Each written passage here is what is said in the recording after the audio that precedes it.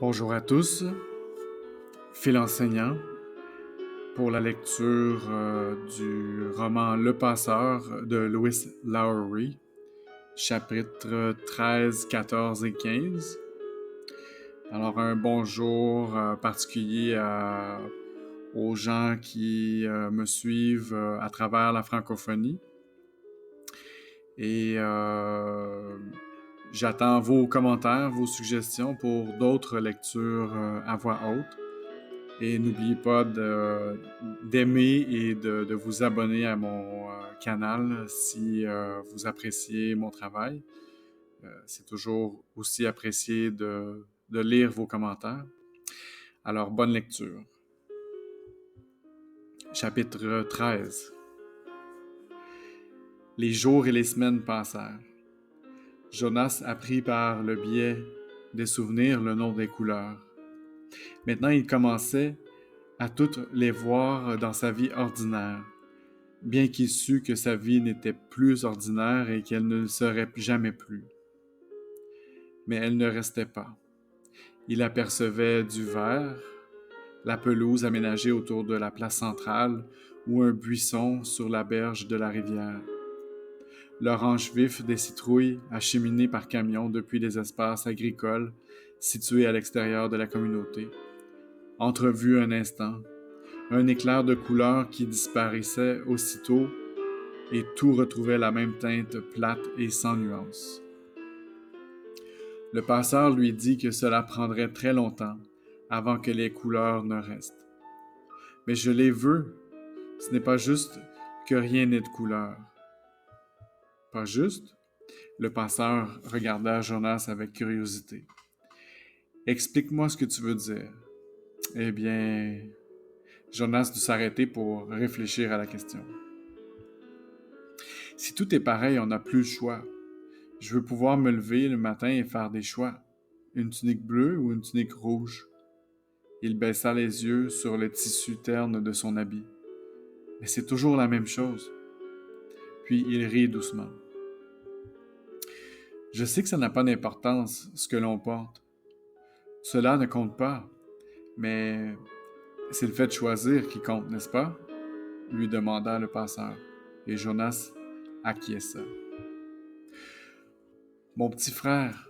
Non, il se reprit. C'est inexact. Ce n'est pas vraiment mon petit frère, c'est un nouveau-né dont s'occupe ma famille. Il s'appelle Gabriel. Oui, je suis au courant. Eh bien, il est juste à l'âge où il apprend plein de choses. Il attrape les jouets quand on lui présente. Mon père dit qu'il apprend le contrôle des muscles superficiels. Il est tellement mignon. Le passeur approuva de la tête. Mais maintenant que je vois les couleurs, au moins parfois, je me dis, et si on lui présentait un des objets qui était rouge vif ou jaune vif, et s'il pouvait choisir, au lieu de l'identique? Il pourrait faire le mauvais choix. Oh? Jonas se tut un instant. Je vois ce que vous voulez dire. Ce ne serait pas grave pour un jouet d'enfant, mais plus tard, ça pourrait l'être, n'est-ce pas? Nous ne pouvons pas prendre le risque de laisser les gens faire des choix. Ce serait dangereux, suggéra le passeur.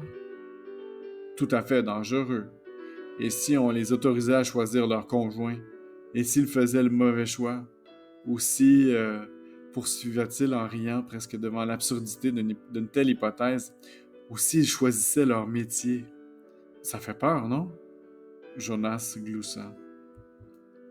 Très peur. Je ne peux même pas me l'imaginer. Nous devons vraiment empêcher les gens de faire de mauvais choix.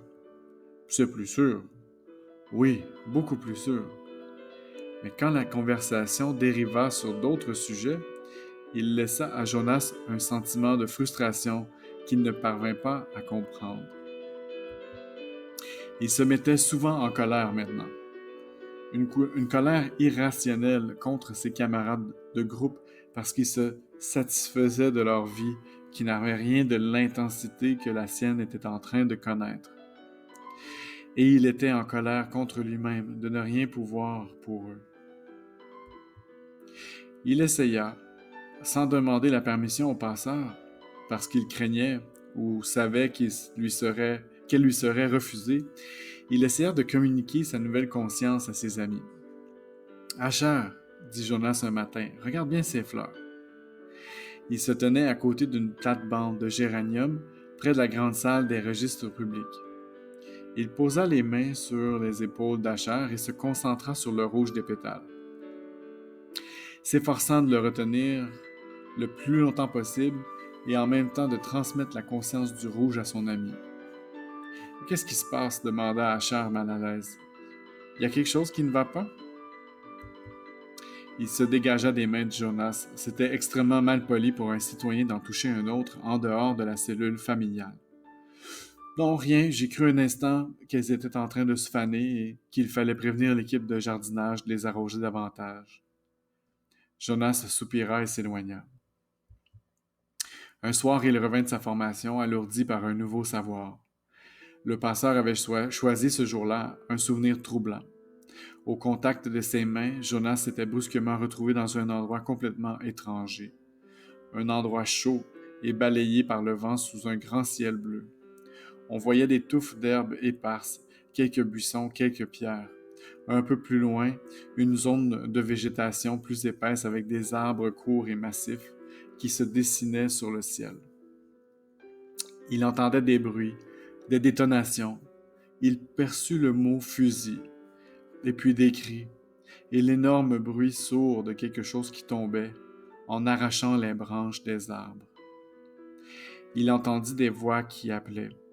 Scrutant la scène depuis les arbustes, derrière lesquels il se tenait caché, il se rappela que le passeur lui avait dit qu'à une époque, les peaux étaient d'une couleur variée. 2 des hommes ici présents avaient la peau foncée, les autres étaient clairs. En se rapprochant, il les vit arracher à coups de hache les défenses d'un éléphant qui gisait sans vie sur le sol et les emporter, couvertes de sang.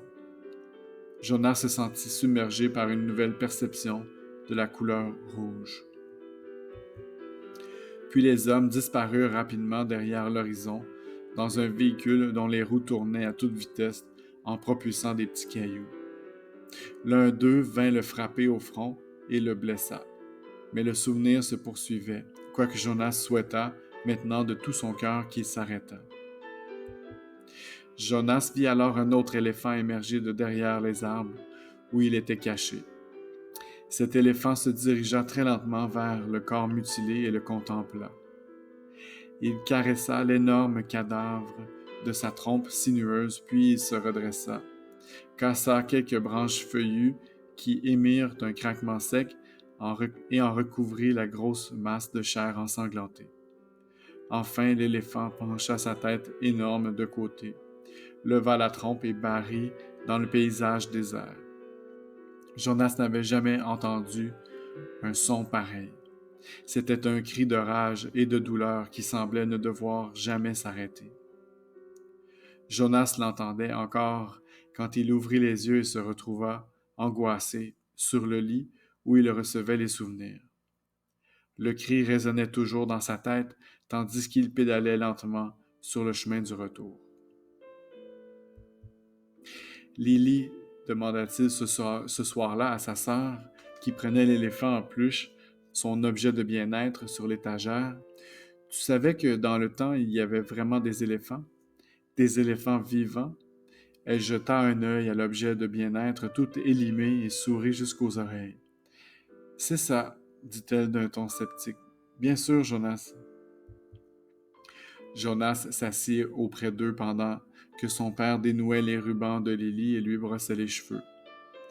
Jonas plaça une main sur l'épaule de chacun d'eux. Il s'efforça de tout son être de leur donner l'élément du souvenir. Pas du cri torturé de l'éléphant, mais de l'essence de l'éléphant, de cette bête énorme et imposante et de la délicatesse avec laquelle elle s'était occupée de son compagnon à la fin. Mais son père avait continué à brosser les longs cheveux de Lily, et Lily s'était dégagée de l'étreinte de son frère avec un mouvement d'humeur.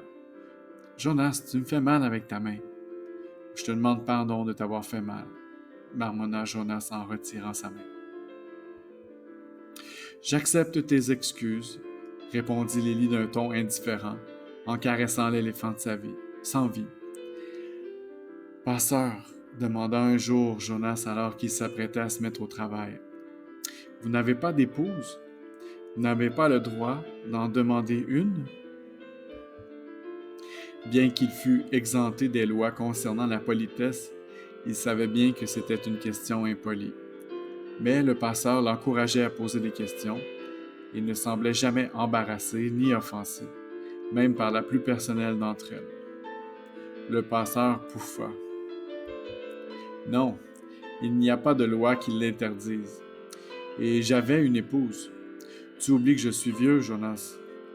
Mon ancienne épouse vit maintenant avec les adultes sans enfants. Ah, bien sûr. Jonas avait effectivement oublié l'âge du passeur.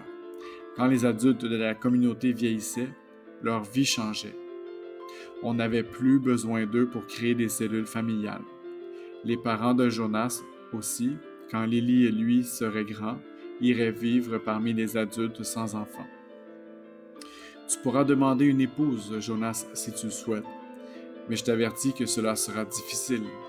L'organisation de votre vie devra être différente de celle de la plupart des cellules familiales parce que les livres sont interdits aux citoyens. Seuls toi et moi y avons accès. Jonas jeta un regard circulaire à l'impressionnante collection de livres. De temps à autre maintenant, il apercevait leurs couleurs. Toutes les heures qu'ils passaient ensemble étaient occupées à discuter et à transmettre des souvenirs. Et Jonas n'avait ouvert aucun livre. Mais il lisait un titre par-ci par-là et savait que ces volumes contenaient des siècles de savoir et qu'un jour, il lui appartiendrait. Donc, si j'ai une épouse et peut-être des enfants, je devrais leur cacher les livres. Le passeur acquiesça. Je n'avais pas le droit de partager mes livres avec mon épouse, c'est exact. Et il y a aussi d'autres problèmes. Tu te souviens de la règle qui stipule que le nouveau dépositaire ne peut pas parler de sa formation. Jonas hocha de la tête, bien entendu qu'il s'en souvenait. Elle s'était avérée de loin la plus pénible de toutes les règles qu'il devait suivre. Quand tu deviendras le dépositaire officiel, quand nous aurons terminé notre travail, on te donnera un ensemble de nouvelles règles. Ce sont les règles que je suis. Et cela ne te surprendra pas d'apprendre que je n'ai pas le droit de parler de mon travail à quiconque, excepté au nouveau dépositaire, c'est-à-dire toi. Il y aura donc toute une partie de ta vie que tu ne pourras pas partager avec ta famille. C'est dur, Jonas. C'était dur pour moi. Tu comprends, n'est-ce pas, que c'est ça ma vie, les souvenirs. Jonas hocha de nouveau la tête, mais il était perplexe. La vie ne consistait-elle pas en des actes qu'on fait tous les jours? À part ça, il n'y avait vraiment pas grand-chose. « Je vous ai vu vous promener, dit-il. Le passeur lâcha un soupir. « Je me promène, je mange à l'heure des repas, et quand le comité des sages fait appel à moi, je me rends auprès d'eux pour leur donner des conseils. Est-ce que vous leur en donnez souvent? » Jonas était un peu inquiet à l'idée qu'un jour ce serait lui qui conseillerait les dirigeants. Mais le passeur répondit que non. Rarement, seulement quand ils se trouvent confrontés à quelque chose qu'ils ne connaissent pas. Alors ils m'appellent pour que j'aie recours aux souvenirs et que je les conseille. Mais cela se produit très rarement. Parfois, j'aimerais qu'ils fassent plus souvent appel à ma sagesse.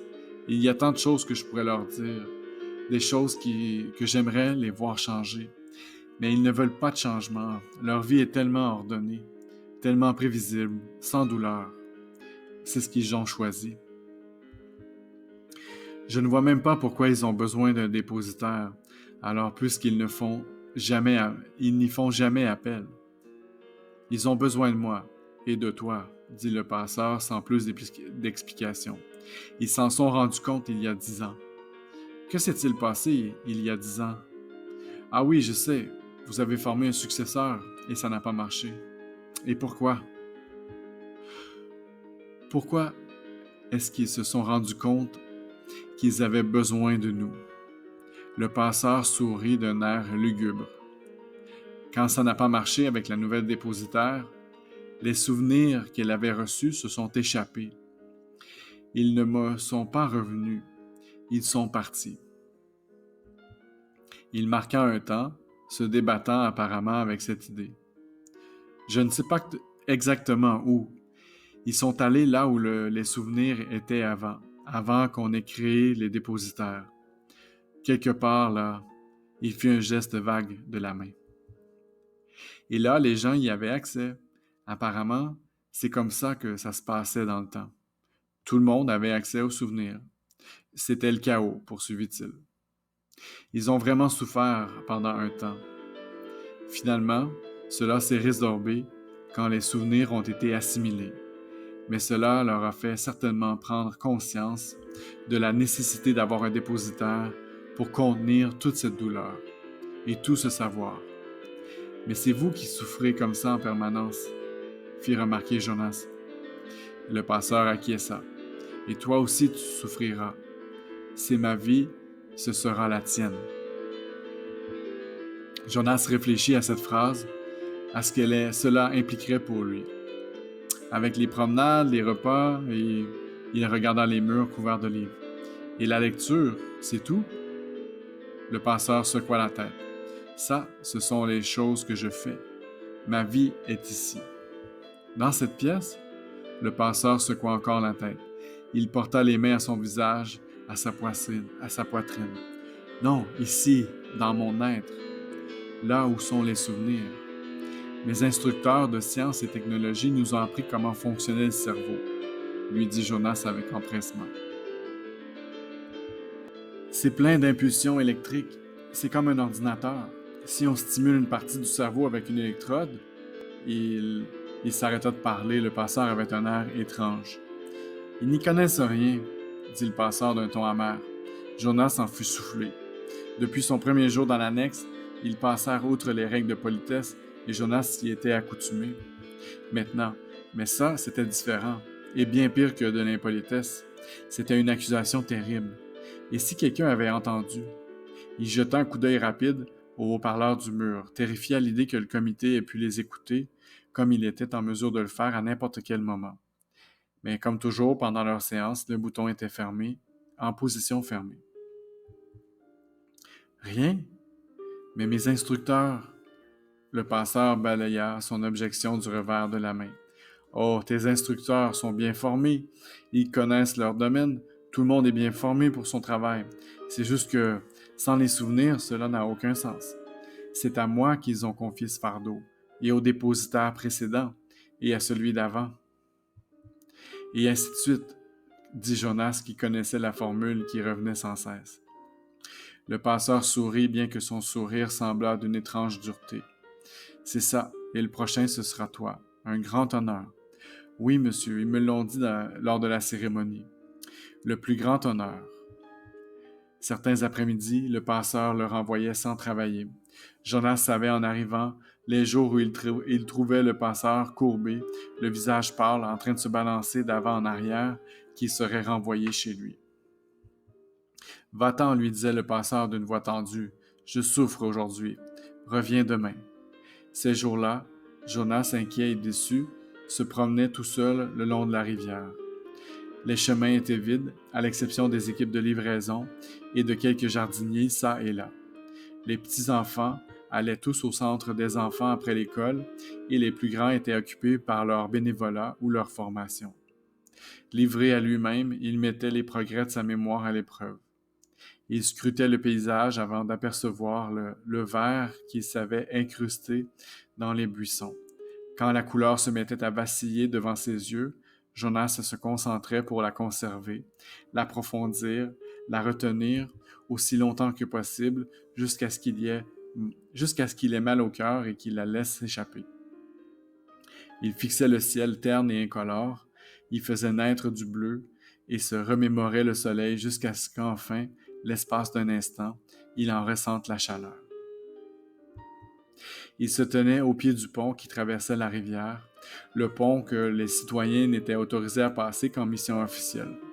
Jonas avait traversé avec son groupe lors des sorties où ils allaient rendre visite aux communautés avoisinantes. Et il savait que la terre au-delà du pont était à peu près la même, plate, bien ordonnée, avec des espaces agricoles. Les autres communautés qu'il avait vues lors de ses visites étaient sensiblement les mêmes que la sienne, les seules différences résidant dans le style des habitations ou les horaires des écoles.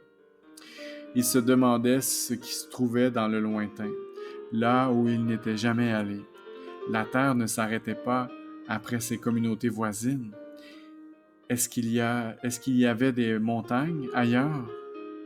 Est-ce qu'il y avait de grands espaces balayés par le vent, comme l'endroit qu'il avait vu en souvenir, celui où l'éléphant était mort? Passeur, demanda-t-il le lendemain d'un après-midi où il l'avait renvoyé ainsi, qu'est-ce qui vous fait souffrir? Comme le passeur se taisait, Jonas poursuivit. La grande sage m'a dit au début que la réception des souvenirs faisait horriblement souffrir. Et vous m'avez dit que l'échec de la dépositaire précédente avait relâché des souvenirs douloureux dans la communauté. Mais je n'ai pas eu mal, passeur. Pas vraiment. Jonas sourit. Ah, je me rappelle le coup de soleil que vous m'avez transmis le tout premier jour, mais ce n'était pas si terrible que ça. Qu'est-ce qui vous fait tant souffrir? Si vous m'en donniez un peu, peut-être que vous souffririez moins. Le passeur hocha la tête. Allonge-toi, je suppose qu'il est temps. Je ne pourrai pas t'épargner toujours. Tu devras bien finir par tout prendre. Laisse-moi réfléchir, ajouta-t-il tandis que Jonas attendait sur le lit. Ça y est, j'ai trouvé. On va commencer par quelque chose de familier. On va revenir à une montagne et à une luge. Il posa ses mains sur son dos.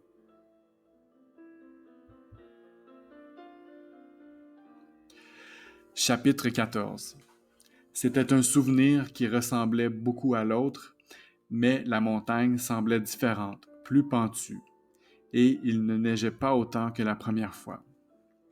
Jonas sentit aussi qu'il faisait plus froid. Il voyait du haut de la montagne où il attendait, assis sur la luge, que la neige n'était pas douce et épaisse comme la première fois, mais dure et recouverte de glace bleutée. La luge démarra et Jonas sourit de plaisir en pensant au moment où il dévalerait la pente à toute allure à travers l'air vivifiant. Mais les patins, cette fois, ne parvenaient pas à fendre l'épaisseur de la glace comme la neige moelleuse de l'autre pente. Il dérapait de côté et la luge prenait de la vitesse.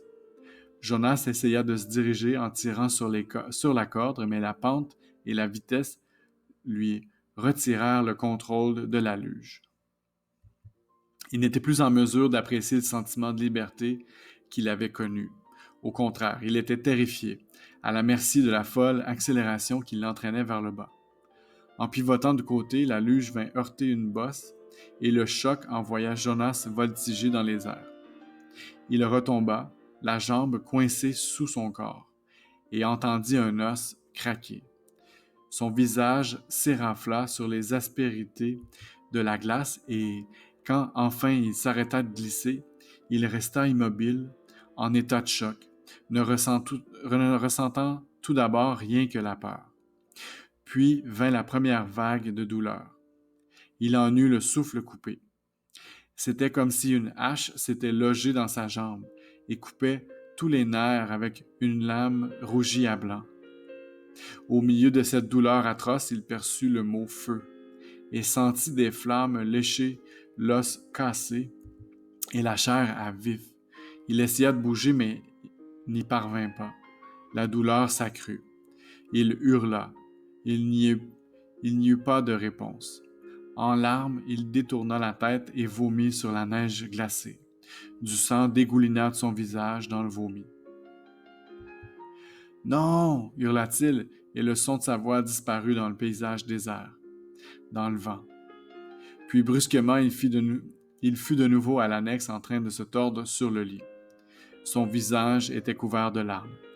Il pouvait bouger maintenant, et il balança son corps d'avant en arrière, respirant profondément pour évacuer le souvenir de la douleur. Il s'assit et regarda sa jambe qui était allongée, bien droite, sur le lit, intacte. La douleur aiguë avait disparu. mais sa jambe le faisait encore horriblement souffrir et son visage était à vif. « Est-ce que je peux avoir le remède contre la douleur, s'il vous plaît? » supplia-t-il. On lui en donnait toujours dans la vie quotidienne pour les coups et les petites blessures, les doigts écrasés, les crampes d'estomac ou les écorchures aux genoux dues à une chute en bicyclette. Il y avait toujours une crème anesthésiante ou une pilule, ou, dans les cas graves, une piqûre qui procurait instantanément un soulagement total. Mais le passeur répondit non et détourna son regard.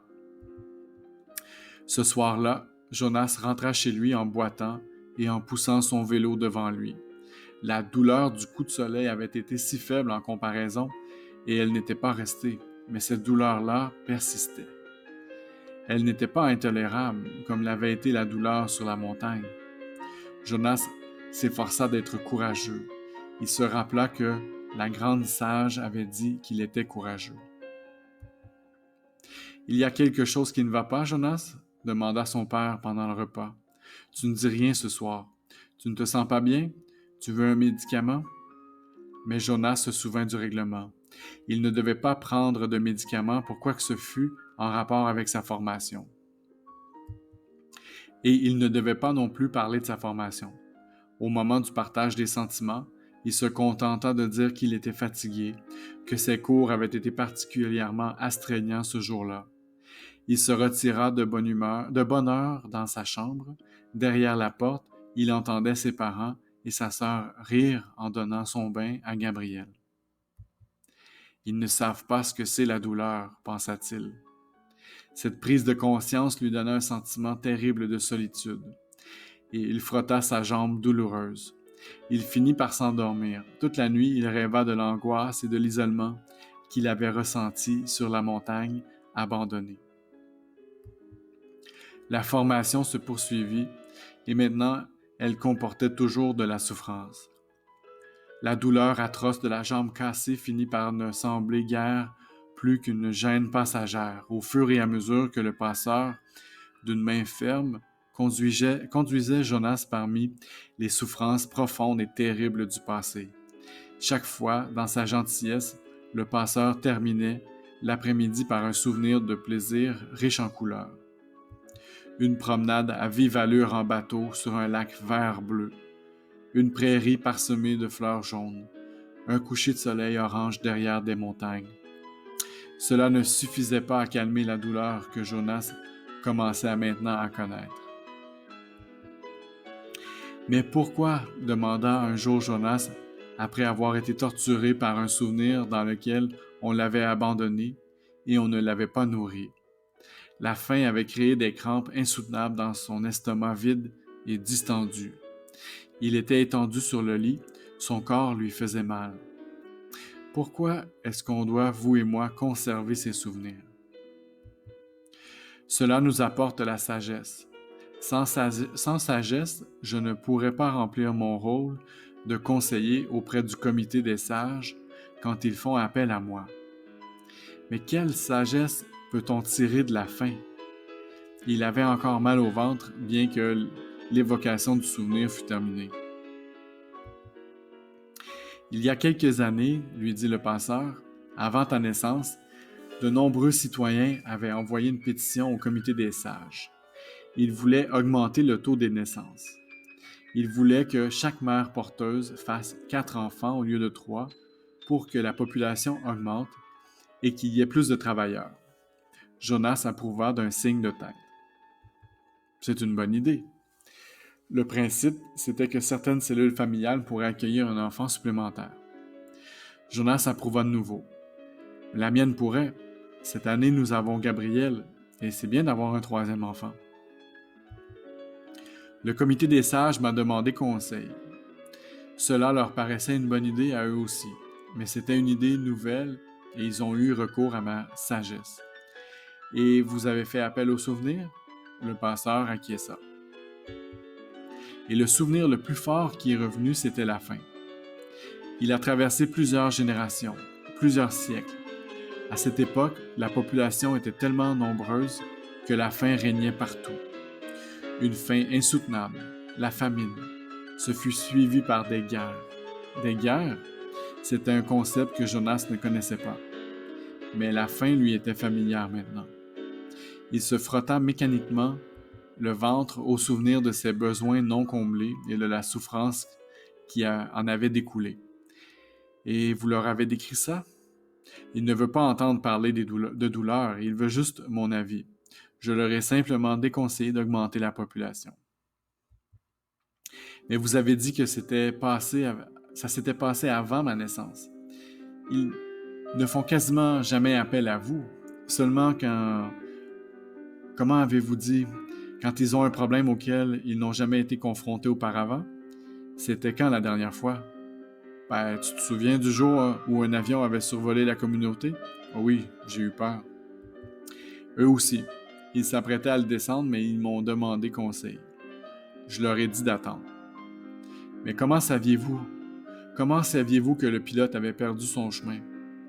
Je ne savais pas, mais j'ai utilisé la sagesse qui me vient des souvenirs.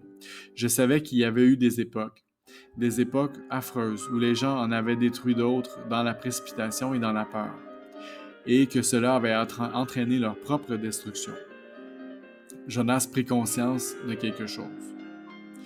Cela veut dire, dit-il lentement, que vous avez des souvenirs de destruction et que vous devez aussi me les transmettre parce que je dois acquérir la sagesse? Le passeur acquiesça. Mais ça va faire mal, ajouta Jonas. Ce n'était pas une question. Horriblement mal, convint le passeur. Mais pourquoi est-ce que les souvenirs ne peuvent pas être à tout le monde? Je pense que ce serait peut-être un peu plus facile si on les partageait. Vous et moi n'aurions pas à porter un tel fardeau si tout le monde en avait un bout. Le passeur soupira. Tu as raison, mais alors tout le monde devrait supporter ce fardeau et cette douleur. Ils ne veulent pas de ça. Et c'est ça la vraie raison pour laquelle le dépositaire leur est tellement vital et pour qu'ils l'honorent ainsi. Ils m'ont choisi, et toi aussi, pour les débarrasser de ce fardeau. Quand est-ce qu'ils ont décidé ça? Ce n'est pas juste, il faut changer ça. Et comment peut-on faire, à ton avis? Je n'ai jamais réussi à trouver un moyen, et je suis censé être celui qui détient toute la sagesse. Mais nous sommes deux maintenant, dit Jonas. Ensemble, on peut trouver un moyen. Le passeur le contempla d'un regard désabusé. Et pourquoi on ne demanderait pas à changer le règlement? Suggéra Jonas. Le passeur rit. Jonas finit par rire aussi à contre-cœur. Cette décision a été prise bien avant mon époque ou la tienne, et bien avant le dépositaire précédent. Il marqua un temps. Et ainsi de suite, dit Jonas, en reprenant l'expression familière. Parfois, cette expression lui semblait pleine d'humour. Parfois, elle lui semblait pleine de signification et d'importance. Aujourd'hui, elle lui paraissait de mauvais augure. Elle signifiait, il le savait, qu'on ne pourrait rien changer. Gabriel, le nouveau-né, grandissait et réussissait les tests de maturité qui lui faisaient passer chaque mois les nourriciers. Il se tenait assis tout seul maintenant, tendait la main pour attraper les petits objets ludiques, et il avait 6 dents. Papa racontait que pendant la journée, il était de bonne humeur et semblait d'une intelligence normale. Mais il continuait à mal dormir la nuit, à geindre et à demander une attention soutenue. Avec toutes les heures supplémentaires que j'ai faites avec lui, dit papa un soir où Gabriel avait pris son bain et était couché tranquillement, son hippopotame dans les bras, dans le petit berceau qui avait remplacé le coussin. J'espère qu'ils ne vont pas décider d'élargir. Peut-être que ce serait mieux, suggéra maman. Je sais que ça ne te gêne pas de te lever la nuit, mais pour moi, le manque de sommeil est extrêmement dur à supporter. S'ils élargissaient, Gabriel, est-ce qu'on pourra avoir un autre nouveau-né en pension? Demanda Lily. Elle était assise auprès du berceau et faisait des grimaces à l'enfant qui lui répondait par des sourires. La mère de Jonas leva les yeux au ciel d'un air consterné. Non, dit papa en souriant. Il passa sa main dans les cheveux de Lily. De toute façon, il est très rare que le statut d'un nouveau-né soit aussi incertain que celui de Gabriel. Cela ne se reproduira sans doute pas de sitôt. Quoi qu'il en soit, ils ne prendront pas la décision d'ici un moment. Pour l'instant, nous nous préparons à un élargissement qui sera probablement réalisé très bientôt. Il y a une mère porteuse qui attend des jumeaux de sexe masculin pour le mois prochain. Oh non! Si ce sont de vrais jumeaux, j'espère que ce n'est pas toi qui devras. Si, c'est moi. Je suis le prochain sur la liste. C'est moi qui devrai choisir lequel on garde et lequel on élargit. Remarque, en général, ce n'est pas difficile.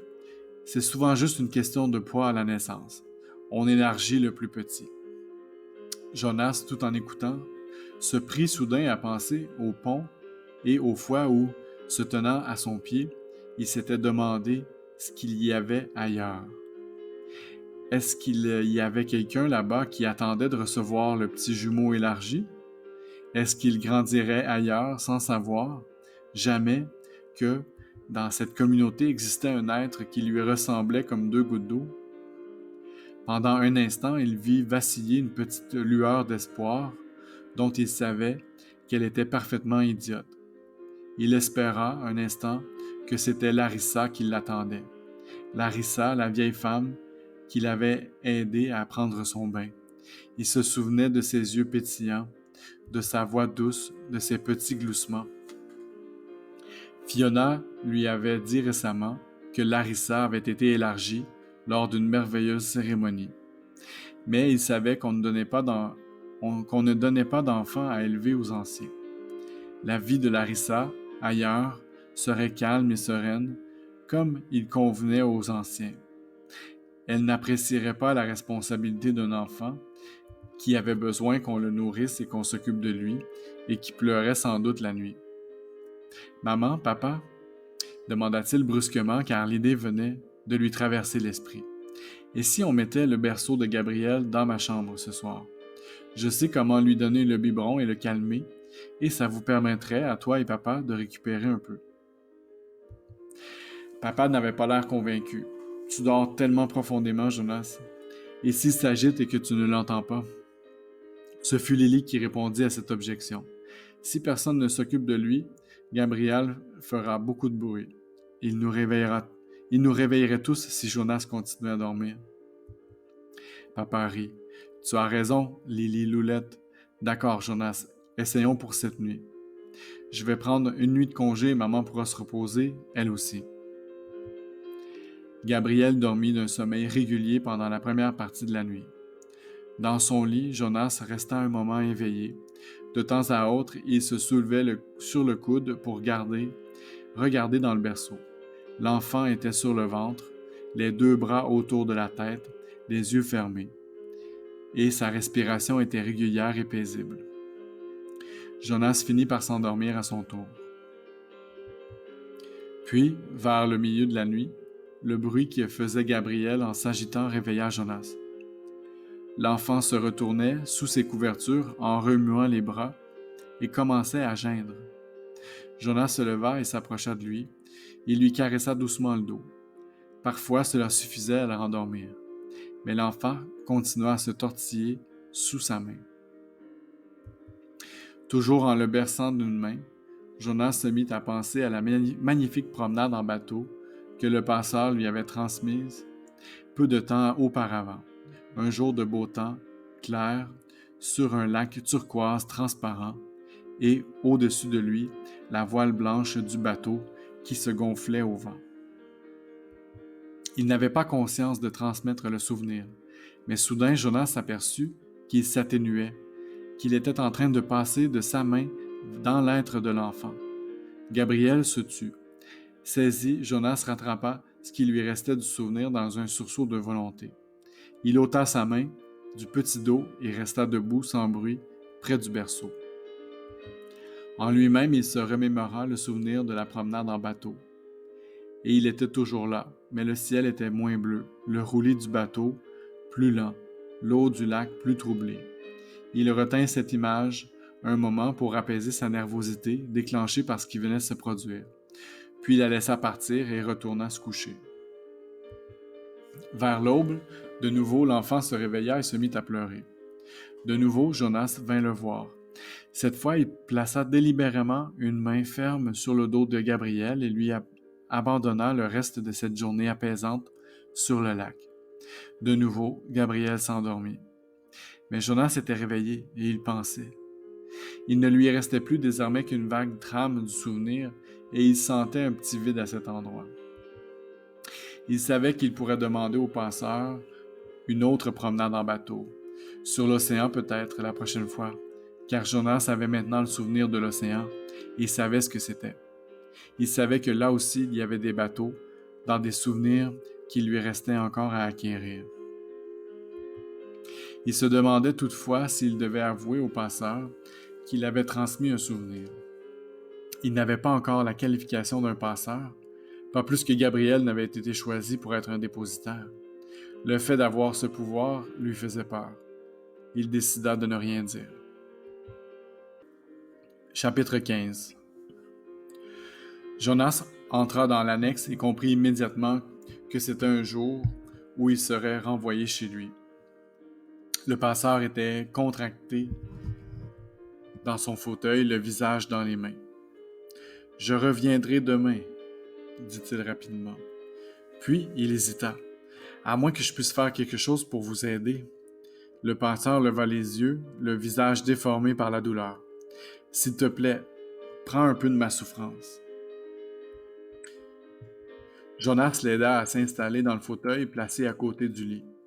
Puis il enleva vite sa tunique et s'allongea sur le ventre. « Placez vos mains sur mon dos, » lui ordonna-t-il, conscient que, dans l'état d'angoisse où il se trouvait, le passeur pouvait avoir besoin qu'on lui rafraîchisse la mémoire. Les mains se posèrent sur son dos, et avec elles vint la souffrance. Jonas prit son courage à deux mains et pénétra dans le souvenir qui torturait le passeur. Il se trouvait dans un endroit où régnait le bruit et la confusion, et qui sentait la charogne. Il faisait jour, tôt le matin, et l'air était épaissi par une fumée d'un jaune marron qui flottait au-dessus du sol. Partout autour de lui, sur toute l'étendue de ce qui semblait être un pré, gisaient des hommes en train de gémir.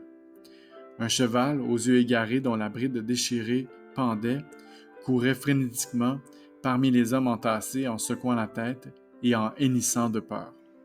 Il finit par trébucher, tomba et ne se releva pas. Jonas entendit une voix près de lui. « De l'eau » murmurait la voix. Il tourna la tête en direction de la voix et vit les yeux, à demi fermés, d'un garçon qui semblait à peine plus âgé que lui. Le visage du garçon et ses cheveux blonds emmêlés étaient couverts de boue. Il était affalé sur le sol et du sang frais et humide luisait sur son uniforme gris. Les couleurs du carnage étaient d'une intensité grotesque.